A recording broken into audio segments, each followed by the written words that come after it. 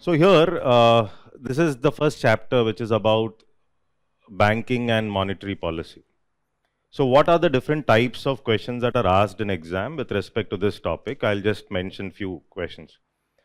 One is like the factual questions related to types of banks. What are these factual questions? Like how does a payment bank work? Does a payment bank issue credit cards? Can a payment bank issue debit cards? What is the maximum deposit a payment bank can take? So these are all related to banking. Or how does a small finance bank operate? What was the purpose of small finance bank? Okay. And what are the criteria for a small finance bank to become a universal bank? This is there in the document. Small finance bank to become a universal bank. That means I should know what is a small finance bank. Then I should know what is RRB. I should know what is cooperative bank.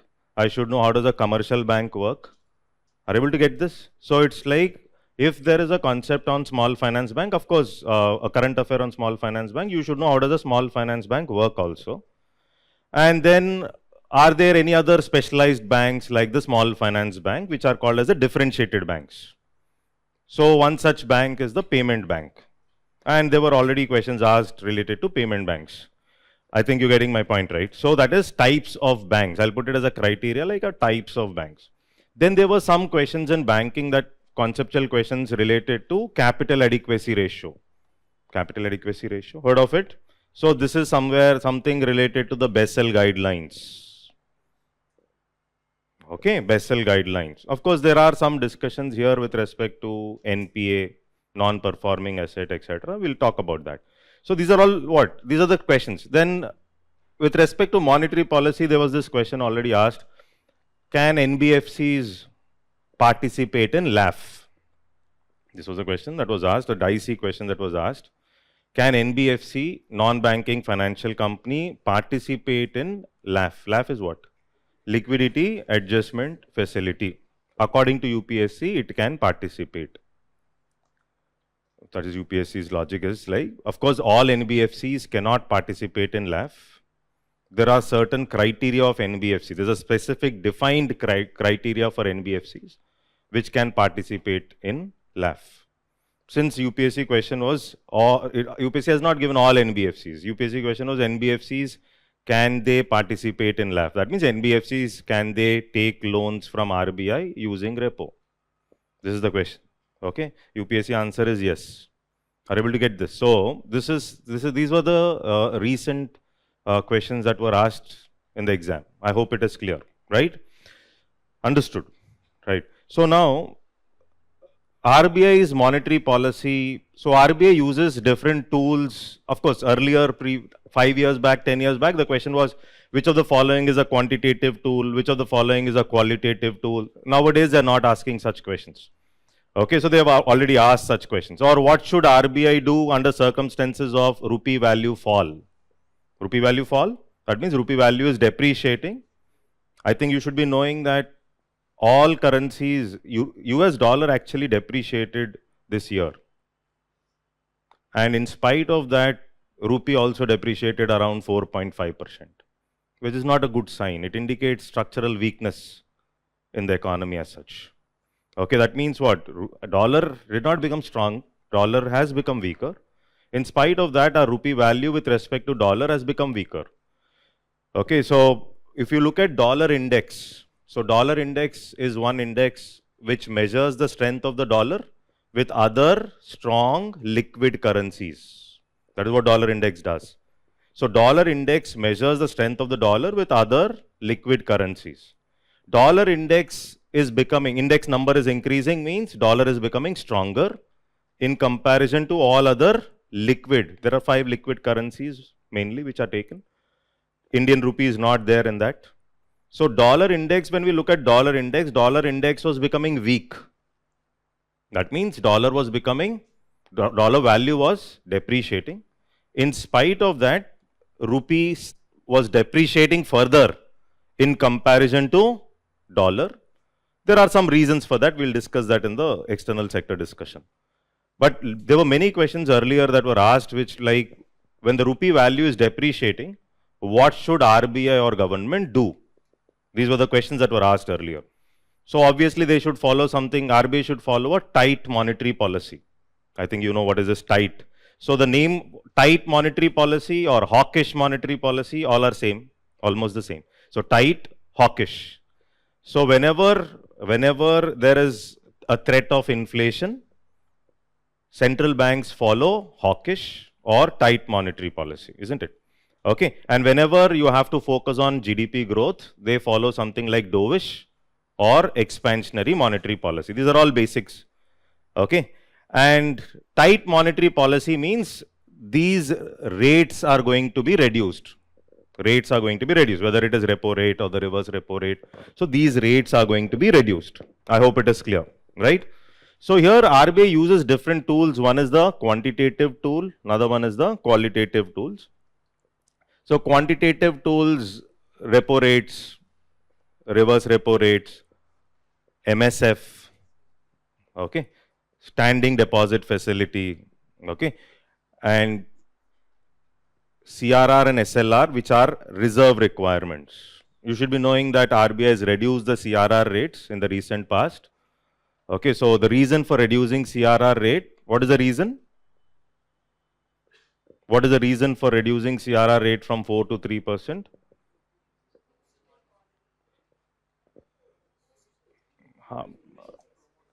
Okay, to increase money supply. Okay, so there is this ratio which is called as credit to deposit ratio. This was in news since last 1 year, which is called as the credit to deposit ratio. That means almost all the deposits that were coming into the banks have gone in the form of loan. Credit divided by deposit ratio, right? That means if 100 rupees deposit is coming, more than 80 rupees has gone into the market in the form of loan. And banks were not having enough cash in their pocket. This is called as liquidity crunch for the banks. Liquidity crunch.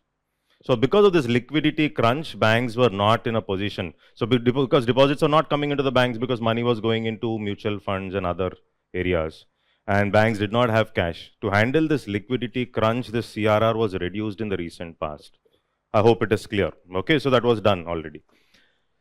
Okay, then when we talk about cash reserve ratios and statutory liquidity ratios, they are maintained as a proportion of net demand and time liabilities. I hope everybody knows this.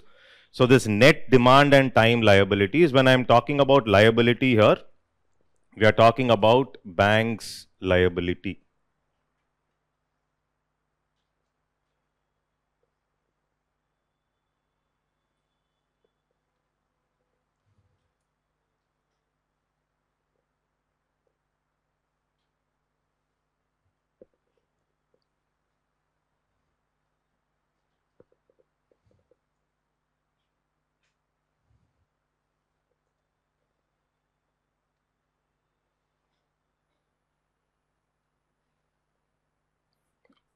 Okay, so net demand and time liability.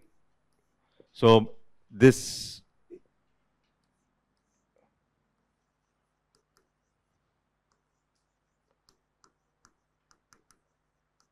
minus interbank deposits. Okay, so here demand liability and time liability. So for a bank, loans are assets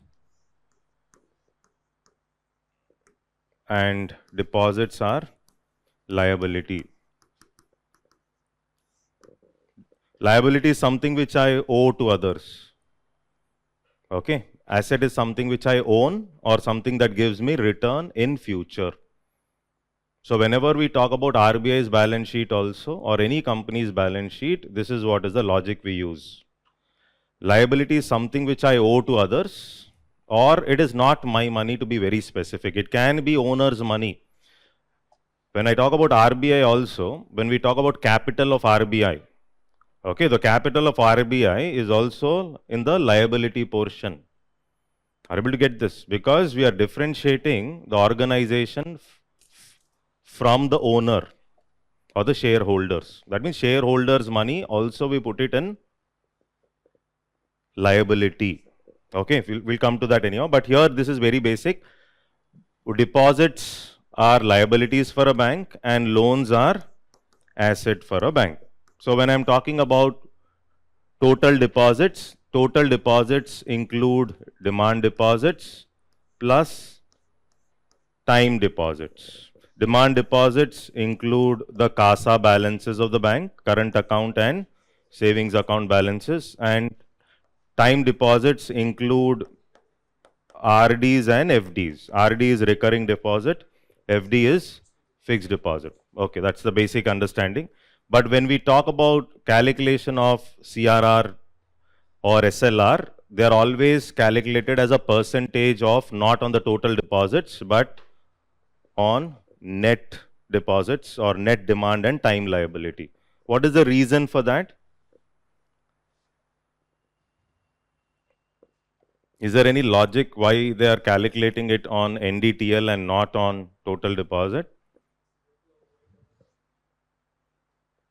Okay, why double counting there?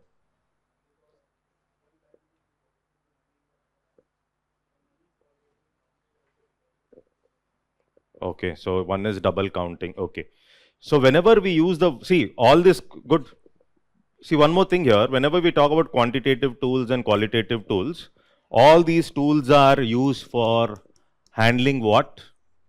Money supply in the economy. Very good. So this money supply, how do I define this word money supply? It is the total stock of money in the hands of public at a certain point of time. Total stock of money in the hands of public at a certain point of time. Total stock of money in the hands of public at a certain point of time means it is basically a stock concept. In economics, we use stock and flow. Something that is measured at a certain point of time is a stock concept. Something that is measured over a period of time is a flow concept. Is that okay? Right? So here, public means users of money. Public here is users of money. That means bank's money is not seen as public's money. Bank's money, bank is seen as a creator of money. Government's money also we don't look at it as public's money in this case. Here public means users of money. User can be individuals or companies who are using the money. Creators of money are different from users of money. Whenever we are talking about money supply, we are only talking about users or public. So government's money, we don't calculate for money supply. Bank's money in another bank also we don't calculate. Are you able to get this? It is always public. I hope it is clear, everybody. So that is the reason. I think till here, I think there's no confusion. This is very basic portion.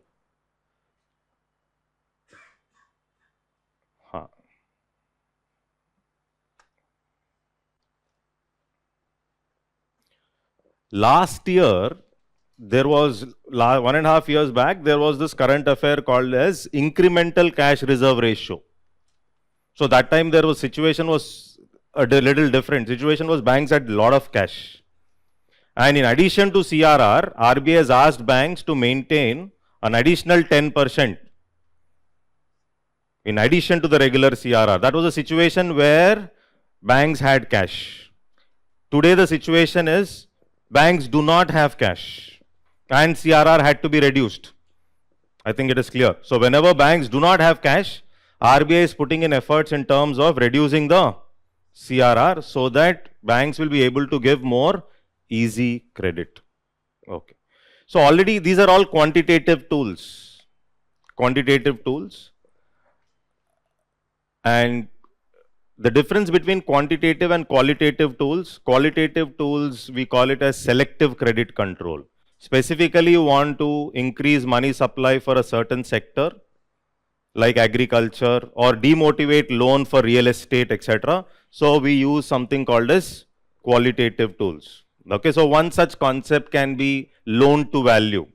So nowadays gold loans have become very popular because the gold prices have increased.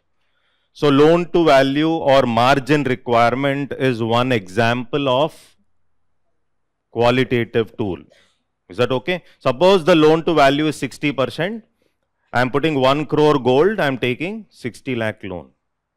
If the loan to value is 80%, that means the asset is 1 crore, I am able to get 80 lakhs loan. That is what is loan to value. Suppose inflation is high, margin requirement should be high or low? Got the question? If inflation is too high in the economy, then RBI will keep the margin requirements higher or lower? High. Or low? What do you mean by margin requirement high?